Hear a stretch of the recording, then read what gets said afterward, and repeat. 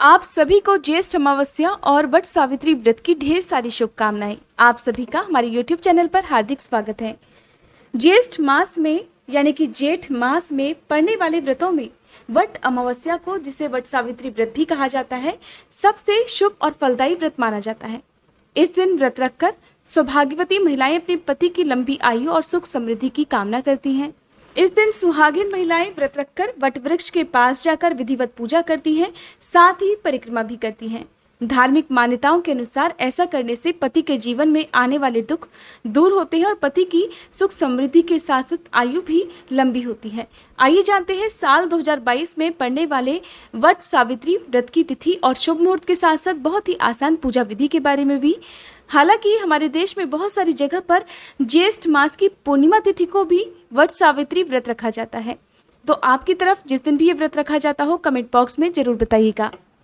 साल 2022 में ज्येष्ठ अमावस्या है, जिस दिन सोमवार है और सोमवार के दिन रहने के कारण ये अमावस्या सोमवती अमावस्या भी है, इसलिए बहुत ही दुर्लभ संयोग इस दिन बन रहा है और इसी दिन वट सावित्री व्रत भी रखा जाएगा।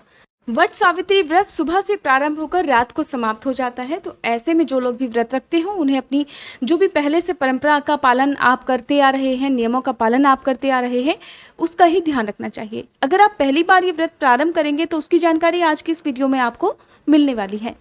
अमावस्या की तिथि प्रारंभ होगी 29 मई रविवार की दोपहर 2:56 से और समाप्त होगी 30 मई की शाम 5 बजे तक।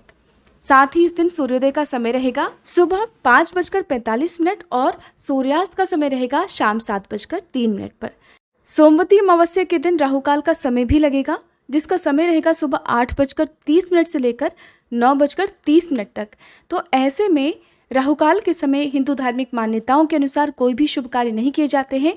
राहुकाल का समय लगभग 1 घंटे का होता है। या तो आप जो भी पूजा पाठ, दान इत्यादि कर्म आपको करने हैं तो वो आप राहुकाल का समय लगने से पहले कर लीजिए या फिर राहुकाल का समय बीतने के बाद। हालांकि अमावस्या की जो पूजा है या जो पवित्र नदियों में स्नान है वो ब्रह्म मुहूर्त में ही करना चाहिए, क्योंकि ब्रह्म मुहूर्त में पवित्र नदियों में सभी देवी देवताओं का वास होता है। ऐसे में पवित्र नदियों में स्नान करने से जाने अनजाने में किए गए सभी पापों का भी नाश हो जाता है और व्यक्ति को अंत में मोक्ष की प्राप्ति होती है। इस दिन पितरों के निमित्त तर्पण आदि कार्य भी करने चाहिए। जिस घर में पितरों का आशीर्वाद होता है उस घर में सदा सुख समृद्धि का वास बना रहता है।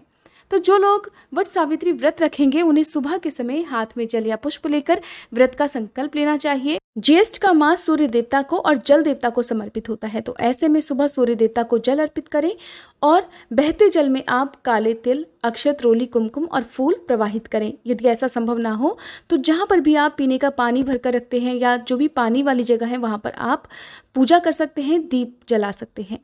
तो वट सावित्री व्रत के दिन जो लोग पहली बार इस व्रत को रखेंगे उन्हें सुबह संकल्प लेना है। सुहागिन महिलाएं 16 श्रृंगार करके इस दिन पूजा करती हैं। अगर कोई अविवाहित महिला विवाह की इच्छा से इस व्रत को रखती है तो उसे भी सत्यवान के जैसे दीर्घायु पति की प्राप्ति होती है।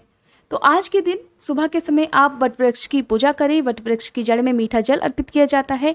कच्चा सूत या फिर कलावा वट वृक्ष की जड़ में बांधा जाता है। उसके बाद 7 बार परिक्रमा की जाती है। परिक्रमा करते समय एक दिन पहले से भिगोए गए काले चने हर परिक्रमा के साथ एक एक दाना वृक्ष की जड़ में अर्पित किया जाता है।